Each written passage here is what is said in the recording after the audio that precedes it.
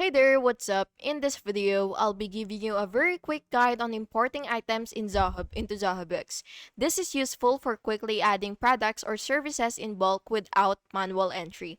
So once you're on your Zoho Books dashboard, you will just go ahead and look for items, which is on the left menu.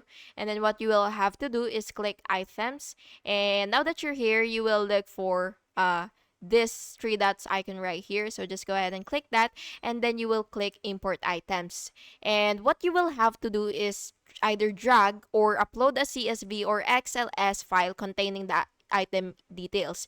And then after choosing your file, you will just have to map columns in your file to Zoho Books fields like the name, the SKU, the rate, the tags, and all that stuffs. And then of course, you will just have to review the sample preview, and then you will click import once you're satisfied.